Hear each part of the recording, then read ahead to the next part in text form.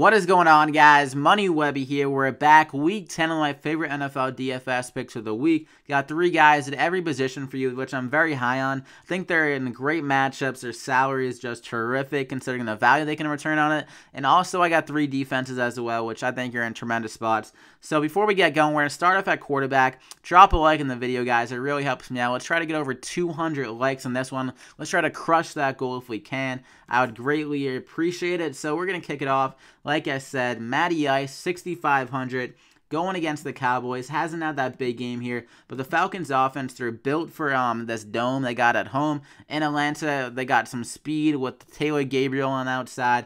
Devontae Freeman is very good on this turf field. So I love Matty Ice here. Against the Cowboys, they're just matched up very well against them. Their defensive line is the strength of their defense, and also the Falcons' offensive line is the strength of their offense. So it's kind of like strength versus strength. So I think that will favor the Falcons' offense a lot in the spot. Matt Ryan will have plenty of time to pick apart their bad secondary, which relies on that pass rush. So I don't think they'll be able to get there as often. Matty Ice should have a big week. Julio Jones is starting to heat up as well, so that's great for Matty Ice in general. And they're returning back home after 3 games on the road. Not the same team on the road, so they're going to feel like rejuvenated here against the Cowboys. Almost a must-win game here because the Saints and the Panthers are starting to run away with the division. So I think Matt Ryan is going to be very motivated to come out here and have a big game.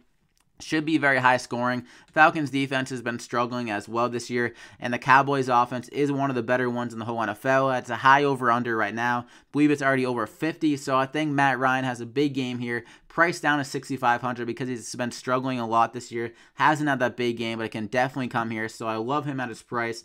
That's my top salary guy of the week at quarterback. And then Marcus Mariota, 5,800. Another guy that had a huge year last year, but hasn't got it done this year. He came off that hamstring injury, so that's really limited his upside on the ground. He's only had 6 carries over the last 3 games and not many yards to show for it. Like, he was having some bigger games, almost like 20 yards a pop earlier this year before that hamstring injury. Then the coach came out after the game. They want to get him running the ball a bit more here. It really opens up the offense, and they finally get all their weapons healthy as well. Corey Davis, the rookie, finally came back last week. Rashard Matthews had a big week. So I think Mariota can easily pick apart this Bengals defense, which has been struggling recently. Like, Blake Bortles had a great game against them last week, and that's Blake Bortles. So Mariota, he can get some yards on the ground, and he can get the passing yards and the passing touchdowns to go along with it. So I think he's a big value here at 5,800. You can save at quarterback a bit with him, and he still has that same upside as some of the top dogs on the slate. It should be close throughout because the Titans defense isn't that great as well. So I love him, 5,800. Like, he had a huge games last year, so I think he can get back to that in this game. And another very cheap guy, Eli Manning, 5,100, going against San Fran, the worst pass defense in the whole league. They made Drew Stanton look like an okay quarterback last week, so I think Eli can have a good game here, especially at 5,100. Doesn't need to do that much to return value at his price. Coming off a pretty okay game against the Rams. Fantasy-wise, it wasn't too bad, but the turnovers did happen, 2 turnovers. San Fran has no playmakers that really can make them turn the ball over, and Shepard and Evan Ingram are solid options enough against San Fran to get it done here. So I think Eli Manning can throw for around 250 and get around 2 or 3 touchdowns in this game, returning a lot of value. Just got to hope that San Fran can keep up here. But I think the Giants will be able to run the ball very effectively because San Fran's run defense is also very bad. AP looked good against them last week. He ran for over 120 yards. So I think Darkwa is going to have a big game. We'll get into him next on the running backs. But Eli Manning should have plenty of touchdown opportunities because the offense will be moving at will against San Fran. The toilet bowl here, only 1 win combined between the 2 teams. So I love Eli Manning, 5,100. So that's what I got at quarterback. Eli, 51. Great savings there. Mariota at 58. Love the value on those 2 guys. And also Matt Ryan. I think he's a great price at 6,500 in that high-scoring affair between the Falcons and Dallas. So let's move on to running back now.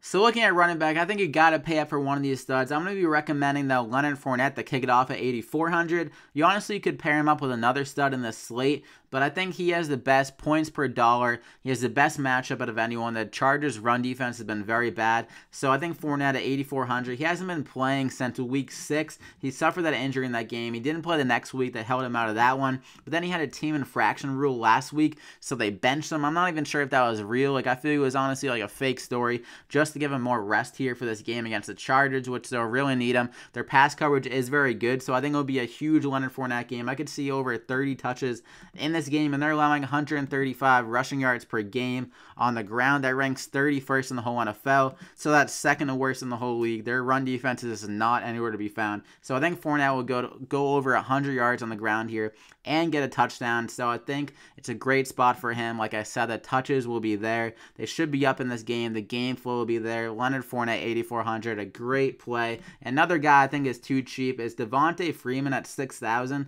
Going against Dallas, he's a bit banged up, so keep a lookout on that injury report. Like, if he's not playing, obviously don't play him, but I think Tevin Coleman would be almost like a must play if Freeman is out in this spot, because I think the Cowboys' run defense isn't that good, and their offensive line is great for the Falcons. Like, Freeman has had a pretty good year. Like, yards per carry has been there, and he's always good on the turf, like I mentioned before. So they're back in the dome. Their offense should start getting going against the Cowboys' defense, which is not that good, and the touchdown opportunities will be there in this game. Like, he was scoring a lot earlier this year.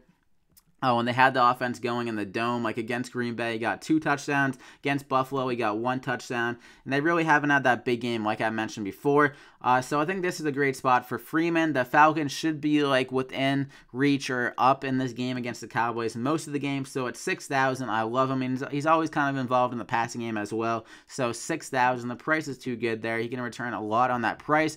And for a very cheap guy, Orleans Darkwa at 4,500 going against San Fran, 32nd dead last against running backs right now this year, and he was able to have a very good game last week. 16 for 71 on the ground, and they got out of the game flow or the game script, got out of their hands, so they were down big, so they kind of had to go away from the run game, but I think they'll be within the reach of the game or winning most of this game. So Darkwa will be getting a lot of work, maybe even over 20 carries like he got against Denver when they were winning that game, because their offense doesn't have the same pass catches that they had at the beginning of the year with Marshall and Beckham, so they've been relying on that run game a bit more. They moved around their offensive line, which has been a lot better for them. So I think Orleans Darkwa, he's looked good this year as well. I think he'll have a big game here going against San Fran. They just allowed over 100 yards on the ground to AP last week. I mentioned that before. So Darkwa, I think he could have a big game here, maybe even running the touchdown, returning a lot of upside on his price at 4,500. So Darkwa, Devonta Freeman, and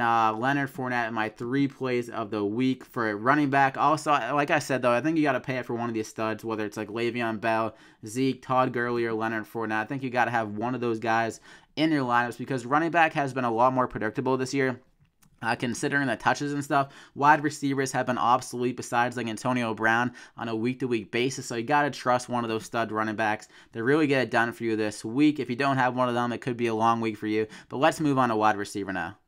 So looking at wide receiver, there's going to be no way I'm going to be able to afford Antonio Brown at 9,500. And that game script is probably going to be in favor of the run game most of the game. Don't think Indianapolis can keep up with Pittsburgh's offense. And Pittsburgh's defense is pretty good this year, so I'm not trying to go him. But I like this little range of Julio Jones and A.J. Green. If I am going to pay it for wide receiver, I think A.J. Green is who I prefer out of the two right now, considering that Julio Jones is a bit banged up. Usually when he's banged up, he doesn't get as many targets, and they try to feature like Sanu, Taylor Gabriel, and the running backs out of the backfield a bit more. So I think A.J. Green is a better bet for 10-plus targets in a huge game here. He's had 2 explosions already this year, 33 against Buffalo and 30 against Green Bay, and that squeaky wheel always gets fed in these type of matchups. Against Tennessee, who doesn't have great cornerbacks, Logan Ryan is their best cornerback, and that's not saying much. And he's mostly a slot cornerback, so I'm not even sure if he's going to be matching up with A.J. Green in this matchup, but I'm guessing they'll try to move him out to the outside against A.J., and Macklin had like a pretty damn good game against Logan Ryan last week, so if he can do it, A.J. Green can easily do it. I think he'll get 10-plus targets and probably over like 5 catches for over 100 yards in this game, I can honestly see. He only got 1 catch for 6 yards. He tried to get in that little fight with Jalen Ramsey for whatever reason. I guess Jalen Ramsey like stole his lunch money or something in that game, but 7,700, he can return a lot in that price tag. We've seen the upside this year and seen it throughout his career, and this matchup is perfectly set up for A.J. Green to go off. I think they'll be down most of this game as well, and it'll be a bit higher scoring than most people think. So I love AJ Green at 7,700. Definitely throw him in your lineups. And if you want to go a bit cheaper, a guy that's having a quietly good year is Robbie Anderson, 5,200, going against Tampa Bay. They're another team that their cornerbacks are very, very bad. They allowed Ted Ginn Jr. to beat him over the top for a 36-yard touchdown, and he's at speed vertical threat similar to Robbie Anderson. So this sets up as a good Robbie Anderson game. Their cornerbacks are very slow. Like Brent Grimes is like 100 years old on the outside. Not sure if he'll be playing this game, but who they have behind him are very bad as well, so it doesn't really matter. Robbie Anderson, a great spot, like over 10 DraftKings points the last 4 games, and this is probably the best matchup compared to all 4 of those games as well. So I see a big game here. Probably gets a deep ball touchdown. Ted Ginn Jr., like I said, he had that 36-yard touchdown, and I was watching the game. Drew Brees actually overthrew him for another touchdown as well. Probably would have been like a 60-yarder against Tampa Bay. So I think Robbie Anderson can definitely get a touchdown here. 5,200. I like the price as well. And for a guy in the same kind of price range, Sterling Shepard, 5,500, going against San Fran, another really bad secondary like I was talking about with Eli. You can pair him up with Eli. He's the number 1 wide receiver on this team. Evan Ingram pretty much is another wide receiver, so they're like 1A, 1B. 4 targets. Shepard got 9 targets last game. I can easily see that same kind of workload, and I think he'll actually get in the end zone this game, so I could see like a 5 for 70 and a touchdown here for Sterling against this bad secondary. I'm pretty sure they've been shredded against slot wide receivers as well in this game, so a great pairing with Eli Manning, and you can go Evan Ingram, but Evan Ingram's a bit more expensive compared to Sterling Shepard, so I'll take the savings here at wide receiver with him. Like, he's had some big games here. Against the Eagles, he went 7 for 133 and a touchdown, and without Odell, this is like his first game. He's had a great matchup with them. The Rams defense is pretty solid, and they got down huge in that game, so I think Sterling Shepard is in a great spot here. Good targets, good little floor with the reception, so a great cash game play. So those are the 3 wide receivers. You got Robbie Anderson, Sterling Shepard, like I just mentioned, and AJ Green at the top for your stud. If you want to pay it for wide receiver, you can honestly try to fit in a stud running back and AJ Green with those cheap options at the bottom at wide receiver and running back. So I like those options. Let's move on to tight end now. So at tight end, I'm really trying to attack this mid-range here around the 4,000 area, so I can save up a bit to pay up for those studs at running back. But the first guy, Kyle Rudolph, has a really good matchup. Mentioned this last week. The Redskins cornerbacks are underrated, pretty damn good. Norman and then Breeland and Dunbar are very good cornerbacks, so I think Rudolph can have a good game here. Some solid targets again. He's had 7, 7, 9, and 9 over the last 4 games, so Case Keenum definitely likes to target him a lot, and he's been favoring him over like Diggs and Adam Thielen for the most part. I think that will continue here based on this matchup, so I love Rudolph here, 4,600. Also, he's a force in the red zone every single game, so you can easily pull one down in the red zone as well. Jimmy Graham last week had a nice little game against the Redskins, and he actually dropped a touchdown in the end zone, so I think Rudolph will probably catch that ball if he gets one opportunity like that. He's a little bit more sure-handed than Jimmy Graham, so 4,600. I like the price. Looks like he has a little bit of a sunburn in that picture as well. Hopefully he's fine off the bye week here and not sunburned as well,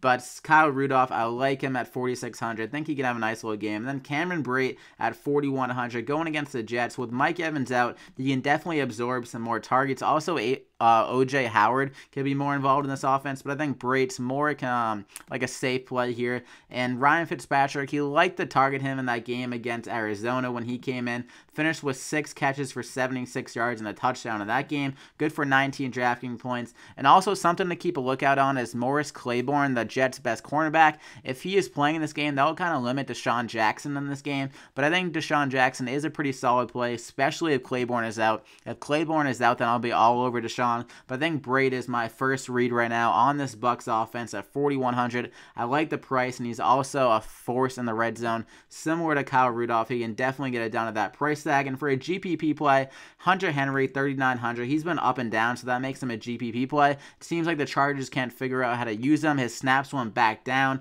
against the Patriots here, but they got to figure it out that Hunter Henry is a better tight end than Antonio Gates. Like, I'm sick and tired of saying this. I don't know why they put Antonio Gates in more against the Patriots, but I feel like his snap should go back up after that bye week. Maybe they figured it out a bit more on offense. But if you just look at the games when he's used a lot, that you normally win. Like against the Raiders and Broncos, two very good games. Against the Giants, had a nice little game, and they won all those games. So they got to figure it out by now. He should have a nice little game because the Jaguars are pretty damn bad against tight ends. That's where you attack them with their great cornerback play on the outside. So Hunter Henry, more of a GPP play. Maybe we'll get some more news from the coaches on Hunter Henry before the game, but probably not. They're pretty hush-hush, and seems like every week they throw a dart at a bullseye and try to see if they want to play Hunter Henry or Antonio Gates that week. But Hunter Henry is the better tight end, so a great option in GPP considering the matchup. So that's what I got at tight end. Hunter Henry, Cameron Brate, and Kyle Rudolph. Some nice white boys there in the mid-range around 4,000 to throw in your lineup. Now let's move on to defense. So at defense, the first team I really like is the Los Angeles Rams at 3,600, going against the Texans with Tom Savage. Their offense looked like a mess without Watson last week, and they were going against the Colts, who have not really anything at defense. They held them to 9 points in offense in that matchup, so I think the Rams can really get after Tom Savage. Their offensive line is not that great, and the Rams' defensive line is very good with Aaron Donald and Robert Quinn at the end as well, so they can get some sacks here and maybe force Tom Savage to throw a pick or two in this game. And they've been going off the last few weeks, 22, 17, and 11 in the last three. So I love the Rams again this week, 3,600. Love them at the top for my highest salary defense. And for some cheaper ones, the Vikings at 3,100 I think is intriguing as well. Kirk Cousins can force some balls, and their offensive line is very banged up. And the Vikings have a good pass rush, so I think they can get after Kirk Cousins in this matchup, especially if their offensive line doesn't get anyone back at all in this game. But I figured they'll get maybe a few guys back, maybe one or two in this game. Not entirely sure right now because it's Monday, but definitely keep a track on the injury report if you're figuring that you want to go with the Vikings. I think they can get after Kirk Cousins and force them to throw a pick or two as well in this game. Their secondary is one of the best in the leagues, so 3,100 seems a bit discounted to me, so I love the Vikings defense there. And for my cheapest option that I think can get some turnovers, it's going to be the Jets at 2,800 going against Tampa Bay and Fitzpatrick. Fitzpatrick is very prone to throwing picks. He threw 2 picks already against the Cardinals in his first game with Jameis going out. In that one, he came in around the second quarter, I believe, in that game. So I think Fitzpatrick can throw a pick or two going against his old team. Maybe gets a little worried without Mike Evans out there. He also has gotten sacked 4 times and about a full game. If you combine the 2 games together where he came in, it was about 4 quarters of gameplay or game that he's played. So 4 times there that he's been sacked, and he's thrown 2 picks as well. So he's definitely prone to giving some fantasy points to the other defense. They got 7 sacks last time against the Bills. Not sure if they're going to be able to get up to 7, but I think they could get 3 or so in this matchup and force a pick. Hopefully take it to the house, because at 2,800, that's a great price, and they have a lot of upside to return to that price going against Fitzpatrick. So I love the Jets D, the Vikings D, and then at the top, the Rams D at 3,600. So that's all I got, guys, for this week. Yeah, your best quarterback plays, your running backs, wide receivers, tight ends, and your defenses to get it done. Defense wins championships, right? So leave a like in the video if you did enjoy the video. Like I said, let's try to get over 200 likes in this one, and subscribe to the channel if you haven't already to get these DraftKings picks and DFS picks every single week for NFL. I do these videos every week. I also do NBA videos every single day for my top 5 NBA plays on DFS every single day. So definitely subscribe to get those every day. And if you're just looking for NFL, then you can just come and watch these videos every single week. So I wish you guys the best of luck. I hope we kill it, and we'll see you back here next week. Week 11. Season is flying by. Crazy.